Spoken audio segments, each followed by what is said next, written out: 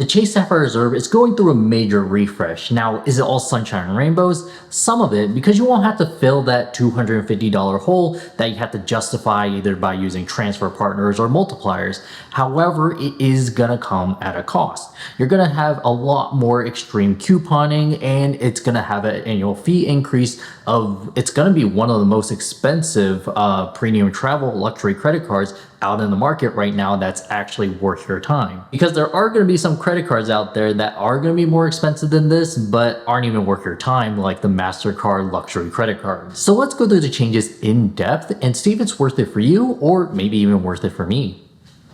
So this is a Reddit page where I first learned about the changes, and it's quite substantial. So the big thing to note about this change is that annual fee increase, going from $550 to $795. That's an increase of almost $50, $245. So basically what you were in the hole from the old Chase Sapphire Reserve, $250, they kind of just tacked this on, and now this is the annual fee. And that's pretty expensive because, one of the most premium luxury credit cards in the market that's really easy to get is the American Express Platinum card. And that annual fee right now is only $695. So $100 even from that card. Well, as for right now, because American Express also released that they're planning on doing a refresh, and I would not be surprised if they increase the annual fee of the American Express Platinum card to $995, but you know what, we'll see. But along with that annual fee, the authorized users, it seems like it's also going to be increasing from $75 per authorized user to $195. And I would suspect, just using common sense, that they'll probably restrict Sapphire Lounge access to any Priority Pass user, because right now anyone with a Priority Pass can go visit a Sapphire Lounge. I've done it before, and actually I was quite surprised on how well maintained and how many extra benefits that you get in a Sapphire Lounge. But unless you're traveling with your player 2 all the time and maybe you have a Sapphire Lounge at your home airport, I couldn't justify paying that authorized user fee. But the biggest thing, how to justify that main annual fee increase, and they just taken a page off of Amex's book and just made it a coupon book. So let's go through each of them, and I'll give my opinion whether or not this is actually worth it or it's just trash. So one of the new benefits is going to be a edit credit of $500 given to you in biannual chunks. So every 6 months, you'll be getting $250 to use on the edit. What's the edit? It's basically like the Fine Hotels and Resorts through American Express, or the Lifestyle Collection, I believe it's called, in the Capital One. So basically, it's a $250 credit to use each half year on Chase's travel portal, but specific hotels that are curated by Chase that will give you amenity credits and other special benefits for these luxury properties. And yes, they are usually luxury properties, 5-star, 4-star hotels. And personally, I think this is a powerful benefit, especially if you can find a hotel that is close to that $250, because you'll be coming out with a lot more value. You'll be staying at that hotel. It's around $250. You'll usually get free breakfast. You'll get the $100 amenity credit, making your stay a lot cheaper than if you were to pay cash for it, just straight cash. However, here's the issue with this. Compared to the cash price, usually these hotels are uppriced a lot more, and when compared to American Express's portal or the Capital One's version, Chase's is actually a lot more expensive than the other programs, and I have no idea why. So going through all these programs, I usually notice that Chase's program is usually about $25 to $50 more expensive compared to the other programs. So it's not too bad, but it's something to take into consideration. So even though that this benefit says it's $500, first you would need to calculate, would you even pay $250 for a hotel? Do you want to just use points? Because if you just want to use points or book the cheapest hotel, this is going to be worthless to you, right? But if you want to enjoy a nice day that you're probably already going to pay cash for, might as well, use this credit. But here's my personal calculation on the edit credit. So it's twice per year. It's not too bad. I would probably stay at a nice hotel twice per year. That's completely fine with me. However, with that up price in charging for the hotel, I'm gonna have to take maybe about $50 per booking. So about $100 off per year. So even though it says $500, to me, it's going to be worth $400. So the annual fee right now is $795 minus $400. I still need $395 to justify this card. Another way to justify this annual fee is through the Sapphire Reserve tables. Now I did a little bit of research on the Sapphire Reserve tables, and I kind of wonder if it's only specific restaurants because there's not too many on that list. Like it's even less than Resi and some other programs. Like if you live in a main city, you're completely fine. Boston, Atlanta's on there, Chicago, Denver's on there, Las Vegas, Los Angeles, Washington, D.C., New Orleans, Nashville, New York, Philadelphia. But if you live in some of those smaller towns, like for example, like me, I live in Knoxville, Tennessee, and the closest one to me is going to be either Atlanta or Nashville. Even bigger cities like Columbus, Ohio, Greenville, it's not on this list. So personally for me, it's going to be a major pain in the butt to use this credit. Now, like I said, if you live in the cities, it's going to be easy credit for you to use. However, keep in mind that a lot of these restaurants tend to be like pretty pricey, like this restaurant in Atlanta, Georgia, the Mojo, I believe it's called, and it's a Michelin star restaurant. It's a sushi restaurant, but some of these prices, man, for a Wagyu, it's $28, and for a Taki, I believe it is, I don't even know half this stuff, an A5 Wagyu, it's $88. So how far is that? How much was it again? So it's going to be $300 credit that you have to use each half year. I wonder if this ramen restaurant would be a little bit cheaper, maybe have some more options. And this one's going to be in Chicago. This person's receipt, they got a shoyu ramen, you know, not too bad. So about 20 bucks. Usually ramen places, it charges about 12 to 15. So it's a little bit more expensive. There's this European restaurant, Sunday Vinyl at Colorado. Headliner. So it's about $40 per dish. $12 for, oh my God, $15 for a candy bar. So yeah, these are restaurants that you'll probably never really, maybe, you know, like try once, but you never really eat out there like naturally. Yeah, so I was looking more at these restaurants. So I used to live in the Washington, D.C. area, and I've seen a lot of these restaurants.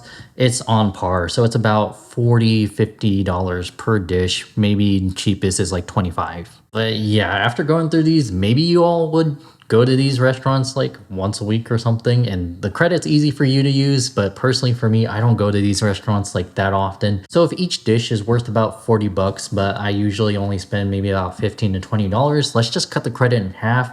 So it's $300 per biannually, $150.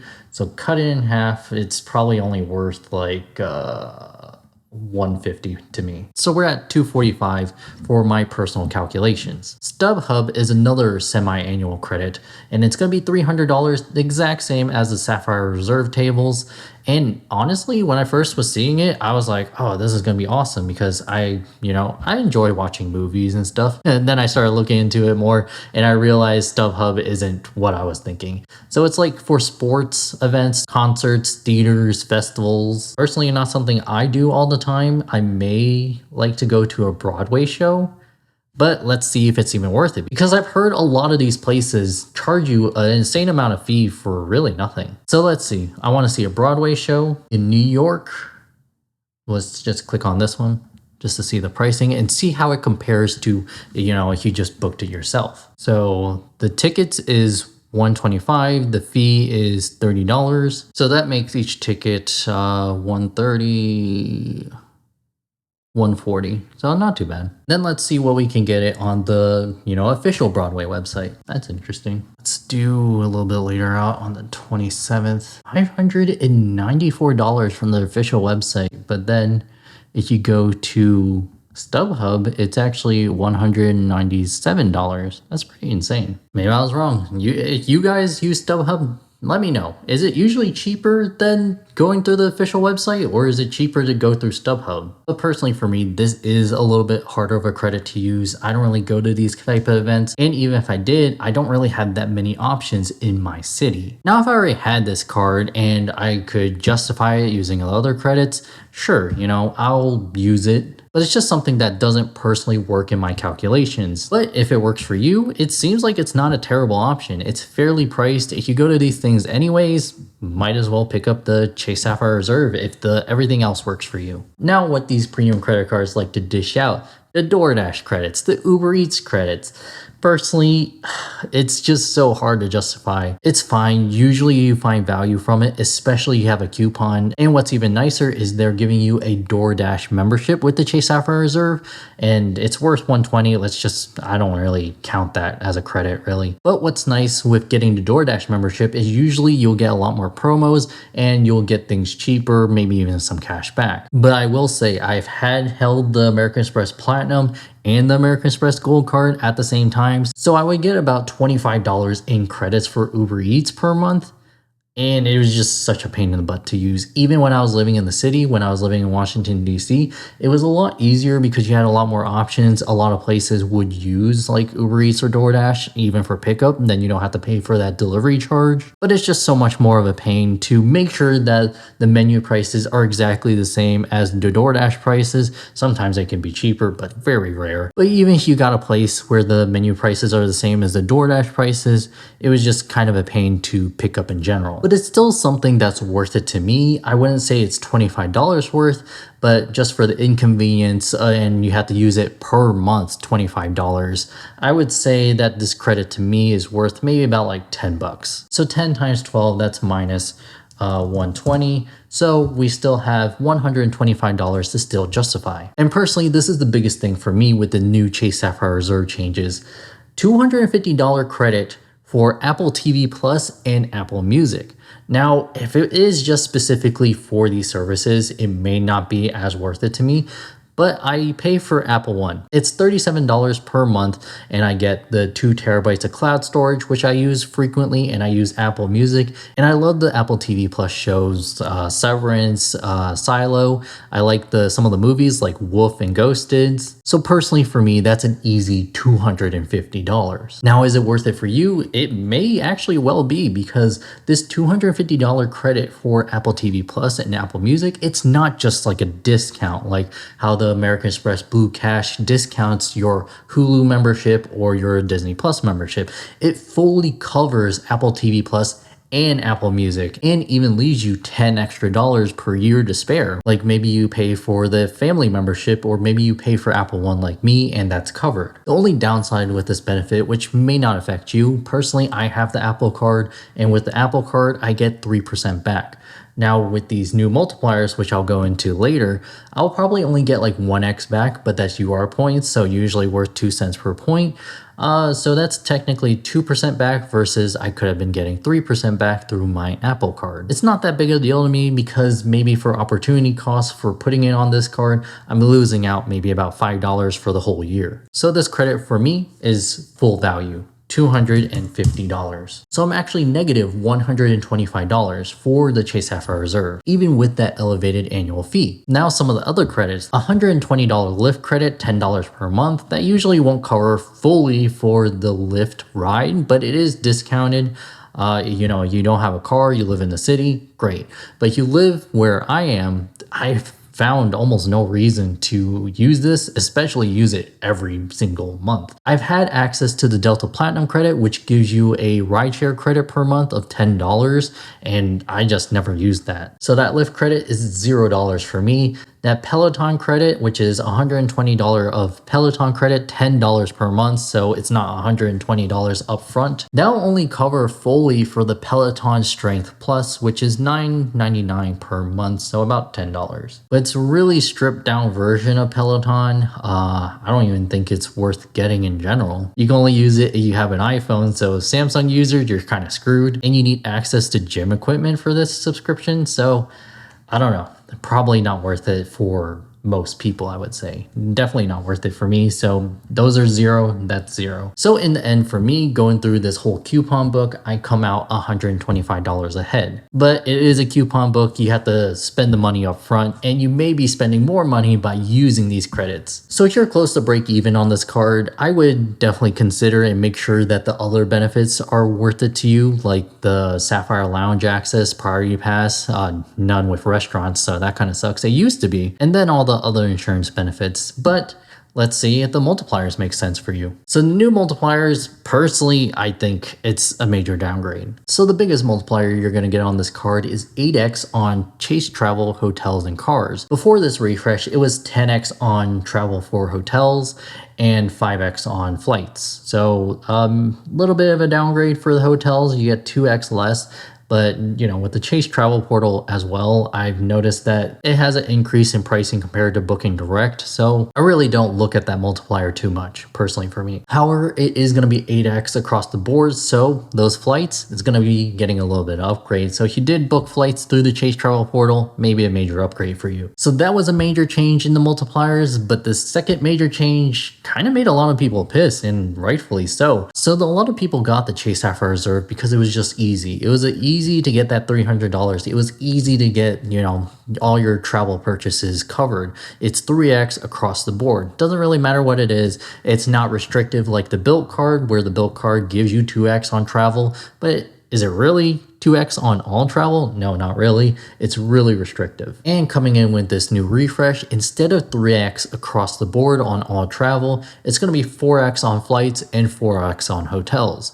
Also, in turn, making the kind of like the Hyatt card kind of insignificant, because you get 4x back on Hyatt hotels. But if you have the Chase Sapphire Reserve, I would just, use the Chase Sapphire Reserve for this new refresh to pay for the Hyatt hotels. Gives you a lot more flexibility than using the Hyatt card. So this is great if you book a lot of hotels using cash and book a lot of flights, but not so great if you're using the card for like regular travel stuff like Lyft, Ubers, renting a car, or parking at a parking lot. But all the other multipliers seem to be about the same, so 1x on everything else, but I wouldn't put everything else on this card. If you want to stay in the Chase ecosystem, do yourself a favor and get the Chase Freedom Unlimited, which gives you the same dining multiplier of 3x on the Chase Sapphire Reserve, which is even the new updated one, the 3x. It's kind of insane. I wish it was at least 4x for that annual fee increase. But the Chase Freedom Unlimited also gives you back on drugstores and other multipliers that you wouldn't get on the Chase Sapphire Reserve, along with 1.5% or 1.5x on everything else instead of just a basic 1x. So multipliers, even with this annual fee increase, is very disappointing, if not very disappointing. But let's say you're a big spender. The Chase Sapphire Reserve is going to reward you for that big old spending. So if you spend $75,000, I don't know how they got that number, maybe copying it from somewhere else. It is a little bit actually better than the American Express Platinum card. Instead of just getting guest access, you'll be getting on the Chase Sapphire Reserve a $500 Southwest credit. If you're just going to be spending $75,000 anyway, might as well pick up that $500 Southwest credit. And you also get that Southwest A-list status and IHG Rewards Diamond Elite status, and a $250 Shops credit. Shops credit is basically just kind of like a shopping portal through Chase. Personally, would I spend $75,000 to get those things? Probably not. But if you have a lot to spend, a lot of company spend that you don't have to pay back, maybe not too bad to pick it up. So will I be getting this card? And it's a huge maybe. My thought process is that's a huge down payment for a lot of credits that I may find useful and may not find useful.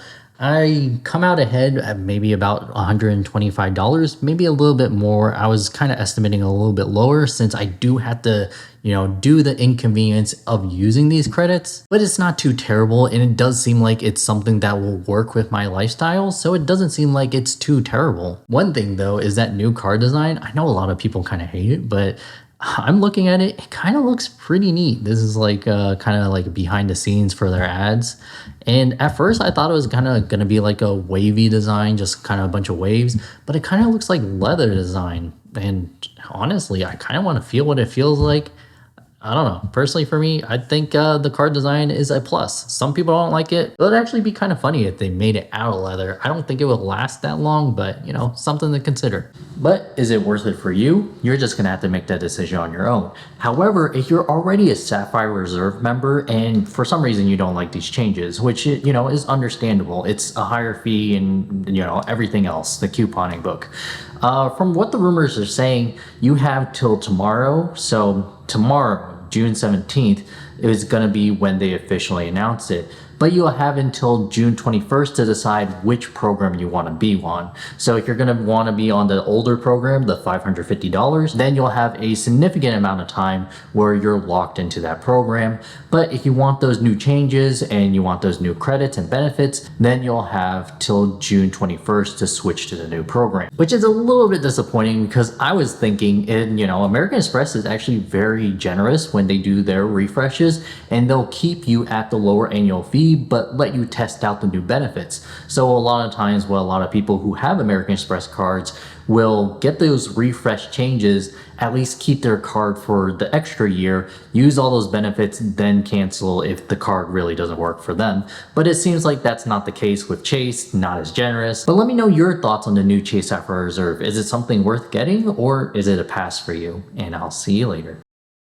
Oh yeah, and Eldan Gaming left a comment on my City Insider video saying that with the, Chase Sapphire Reserve refresh happening and a bunch of other credit card refreshes happening, now we even heard that the American Express Platinum is getting a refresh, that the City Strata Elite may not be coming out in July when the insider, predicted or said it was going to be happening. I haven't been able to get in contact with them. I don't know if they're in trouble or what, but with the American Express Platinum also doing a refresh, I definitely wouldn't be surprised if we hear about the new City Strata Elite next month. But keep an eye out and we'll see.